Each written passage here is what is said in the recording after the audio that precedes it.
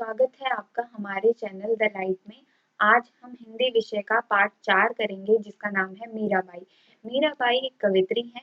तो सबसे पहले हम कवित्री का परिचय देखेंगे और उसके बाद इस अध्याय में जो आपके पद दिए गए हैं, मीराबाई के पद, उनकी व्याख्या देखेंगे, यानी उनके अर्थ को देखेंगे।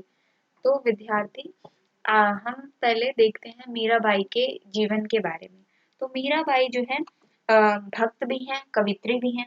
इन्होंने ज्यादातर अपने पद कृष्ण की भक्ति में लिखे हैं और जो इनकी भक्ति है कृष्ण के प्रति वो माधुर्य भाव की है। माधुर्य भाव का मतलब है जब भक्त और भगवान में प्रेम संबंध हो जाता है तो ऐसी भक्ति को माधुर्य भक्ति कहते हैं। ये अपने कृष्ण को ईश्वर भी मानती हैं, उनको अपना प्रेमी प्रियतम भी मानती हैं और उनको गिरधर, स्वामरा और प्रियतम कहती हैं। इस तरीके के शब्द वो इस्तेमाल करती हैं। और जो जितने भी पद हैं इनके कृष्ण की भक्ति में पद हैं। ये जगह जगह जाकर सत्संग करती थी। माना जाता है कि जो इनके जो परिवार था वो काफी समृद्ध परिवार था और ये इनका जो ससुराल था मेवाड़ में बताया जाता है। तो कुछ समय बाद इनके पति की जो है शादी के बाद मृत्यु हो जाती है और उसके बाद ये जगह जगह जाकर कीर्तन भजन करती थी और कृष्ण का की भक्ति में इधर उधर कीर्तन भजन करती रहती थी। तो इस तरीके से इनके बारे में बताया गया है। और जो मीराबाई हैं 16वीं शताब्दी की कृष्ण भक्त और कवित्री हैं। इनके जितने भी पद हैं कृष्ण की भक्ति में ही लिखे गए हैं। इनका जन्म 1498 ईस्वी गांव कुंडली जिला पाली बताया गया है और पिता का नाम इनके रतन सिंह था, माता जी इनकी वीर कुमारी और इनके पति थे महाराणा भोजराज और मृत्यु इनकी 1557 द्वारका में बताई जाती है। और इनके नाम से एक जयंती मनाई जाती है शरद पूर्णिमा, यदि आपने सुना हो तो। इनकी जो प्रसिद्ध रचना है नरसिंह जी का मायरा, गीत गोविंद का टीका, राम राग सोरठ के पद, मीराबाई की मलार, गरबा गीत राग बिहाग और मीरा पदावली, इस तरह की इनकी रचनाएं हैं। ये रचनाओं के नाम है। और जैसा कि मैंने बताया ये मीराबाई जो है एक संपन्न परिवार, एक अच्छे परिवार से आती थी। पर इन्होंने उस समय की जितनी भी रूढ़ियां थी समाज में, ऊंच नीच, जाति प्रथा, इन सबको तोड़ने की कोशिश की। इनके जो जीवन में नारी स्वतंत्रता का भाव मिलता है क्योंकि जो इनके जो गुरु हैं रैदास, हमने दूसरे अध्याय में पढ़ा था रैदास के बारे में। रैदास की जाति निम्न वर्ग की थी, मतलब निम्न जाति से वो आते थे। उनसे इन्होंने शिक्षा ली तो छोटी जाति लोगों के साथ भी उठती बैठती थी और जगह जगह कीर्तन भजन करती रहती थी मीराबाई। तो ये तो हमने कवित्री के बारे में जाना। अब हम देखेंगे पद, इनके द्वारा जो पद दिए गए हैं आपके अध्याय में उसकी चर्चा करेंगे। पहले इसका अर्थ जानेंगे, फिर एक साथ मैं इसकी व्याख्या भी बताऊंगी। मैं गिरधर के घर जाऊं टेक, गिरधर म्हारो साचो प्रीतम, देखत रूप लुभाऊं, ऋण पड़े तब ही उठू जाऊं, भोर भय उठी जाऊं। तो पहले इसका अर्थ जानते हैं। मैं गिरधर के घर जाऊं यानी मीराबाई कह रही हैं कि मैं जो है गिरधर यानी कृष्ण के घर जाती हूँ, जा रही हूँ उनके घर। और गिरधर म्हारो साचो प्रियतम यानी गिरधर ही, श्री कृष्ण ही मेरे सच्चे प्रियतम प्रेमी प्रेमी है। उनको देखत रूप लुभाओ, जो उनका रूप है, उनका सौंदर्य है, उनकी सुंदरता है, उसको देख कर मैं उन पर मंदमुग्ध हो गई हूँ, उनके प्रेम में मैं आ गई हूँ। उनकी जो उनका रूप है, उनका सौंदर्य है, इतना अच्छा है। वो बताती है कि मैं गिरधर के घर जाऊँ यानी मैं गिरधर के घर जा रही हूँ, श्री कृष्ण के घर जाती हूँ। वही मेरे गिरधर म्हारो साचो प्रियतम यानी वही मेरे सच्चे प्रियतम प्रेमी हैं और उनका रूप देखकर मैं इतने सौंदर्य में मुग्ध हो गई हूँ। रैन पड़े तब ही उठू जाऊं, भोर भय उठी आऊं। जब भी रात होती है, रात का समय होता है तो मैं उनके घर चली जाती हूँ और सुबह होते ही मैं वहां से वापस आ जाती हूँ। रैन रैन दीना वाके संग खेलूं, दिन भर जो है मैं उनके साथ खेलती रहती हूँ, उनके साथ ही आती जाती हूँ। जो हूँ तो जो हूँ तो हूँ वाही लुभाऊं, और वही कार्य करती हूँ, वही काम करती हूँ जो कृष्ण को भाते हैं, उनको अच्छे लगते हैं, श्री कृष्ण को भाते हैं। वही काम मैं करना पसंद करती हूँ जो उनको पसंद है। जो पहरावे सोई पहनूं, मतलब जो ही कृष्ण कहेंगे कि ये इस तरीके का वस्त्र पहनो, जो पहनाएंगे वो वही मैं पहनूंगी। जो दे सोई खाऊं, मतलब जो कृष्ण मुझे कहेंगे खाने के लिए वही आहार, वही भोजन मैं करना पसंद करूंगी। मेरी उनकी प्रीत पुरानी, मतलब उनकी और मेरी प्रीत, जो उनका और मेरा प्रेम है, बहुत पुराना है, अभी का नहीं, बहुत पुराना हम दोनों का प्रेम है। उन बिन पल ना रहाऊ, मैं उनके बिना एक पल भी नहीं बिता सकती। जहां बैठावे तित ही बैठूं, मतलब जहां वो कहेंगे वहीं मैं बैठना पसंद करूंगी, वहीं बैठूंगी। बेचे तो बिक जाऊं, अगर वो मुझे बेच भी देंगे, किसी और को बेच देंगे, तो भी मैं बिकने के लिए भी तैयार हूँ। मीरा के प्रभु गिरधर नागर, मीरा के प्रभु गिरधर नागर यानी मेरे जो प्रभु हैं, मेरे स्वामी जो हैं गिरधर नागर यानी श्री कृष्ण ही हैं। बार बार बलि जाऊं, मतलब बार बार आपके सम्मुख आऊं या बार बार आपकी कृपा में मैं आऊं, और आप ही मेरे प्रभु प्रीतम हैं। यानी इस जो पद में पूरी समर्पण की भावना है। समर्पण मतलब खुद को न्यौछावर कर दिया, मीराबाई ने खुद को समर्पित कर दिया श्री कृष्ण को कि गिरधर, मैं आप ही के घर आना चाहती हूँ, आप ही के घर आती हूँ। और मेरी और आपकी जो है सच्ची मित्रता है, सच्ची प्रियतम है, सच्चा प्रेम हम ही दोनों के बीच है। मैं आपके जो सौंदर्य है, जो आपकी सुंदरता है, उस पर इतनी लोभित हो गई हूँ, इतनी आकर्षित हो गई हूँ आपके प्रति। जहाँ आप बैठेंगे वहीं मैं बैठना पसंद करूंगी, जहाँ आप मुझे बोलेंगे बैठो तो यहाँ बैठूंगी, जैसा कहोगे वैसा करूंगी, जहाँ बोलोगे वहां चलूंगी, मतलब उठना बैठना हर एक चीज आपके हवाले कर दिया मैंने। जैसा आप कहेंगे उसी अनुसार मैं करना पसंद करूंगी। आप ही के साथ दिन भर खेलना पसंद करूंगी, आपकी के साथ खेलती हूँ, और वही कार्य करूंगी जो आपको पसंद है। आप जो पहनाएंगे वो पहनना चाहती हूँ, जो खिलाएंगे वो खाऊंगी। और आपकी और मेरी जो मित्रता है, जो प्रेम है, वो बहुत पुराना है, और आपके बिना मैं एक पल भी नहीं रह सकती। और जहाँ आप बिठाना चाहें वहां मैं बैठूंगी भी, और आप यदि मुझे बेच भी दें तो मैं बिकने को तैयार हूँ। और आप ही मीरा के प्रभु गिरधर नागर यानी आप ही मेरे प्रभु हैं, तो आप ही की शरण में मैं आऊंगी। तो इस पूरे पद में समर्पण और प्रेम की भावना, उन्हीं के प्रति, कृष्ण के प्रति न्यौछावर करने की बात इस पद में, पहले पद में मीरा जी करती हैं। तो ये आपको पहला पद समझ में आया। तो अब हम दूसरे पद पे चलते हैं।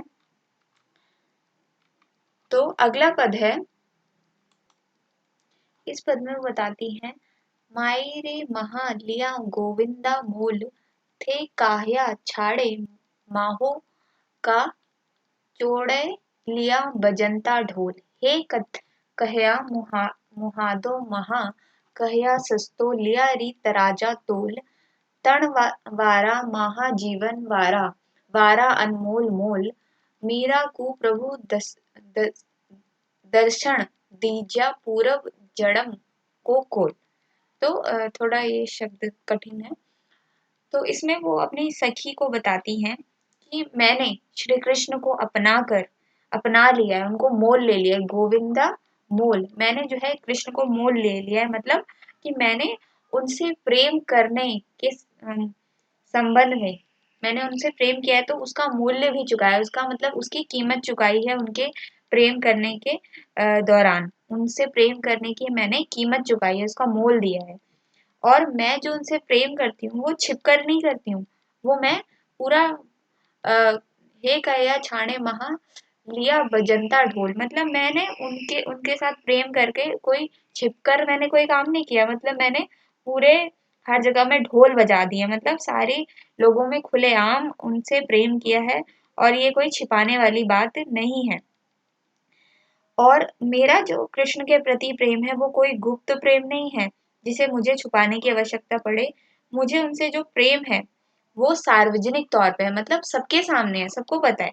ठीक, वो अपनी सखी को कह रही हैं, और वो कहती हैं कि जो सखी है उनको कह रही हैं कि जो आपको जो कृष्ण के प्रति जो प्रेम है वो आपको महंगा पड़ सकता है, पर मैं कहती हूँ कि वो जो प्रेम है वो महंगा नहीं बल्कि सस्ता है। क्यों सस्ता है? क्योंकि मैंने जो है तराजू में उस प्रेम को तौल लिया है, उसको परख लिया है कि सच में श्री कृष्ण जो हैं सही है मेरे लिए। उनके सोच विचार उनको अच्छे से जांच परख लिया है और ये सौदा महंगा नहीं है बल्कि कहा सस्तो। सस्तो मतलब क्योंकि मैंने उसको लिया री तराजो तोल, मतलब उसको तराजू में अच्छे से तोल लिया है उनके और मेरे प्रेम को।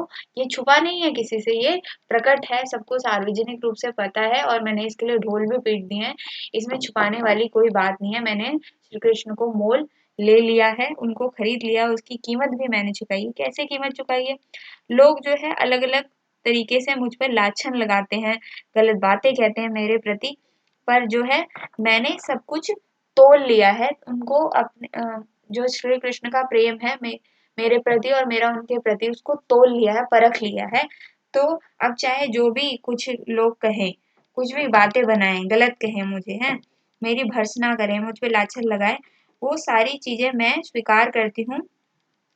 तुम्हें लगता है कि ये सारी चीजें अधिक हैं, मतलब ये मेरे को ज्यादा मूल्य चुकाना पड़ेगा, पर मेरी दृष्टि में ये बहुत सस्ता है।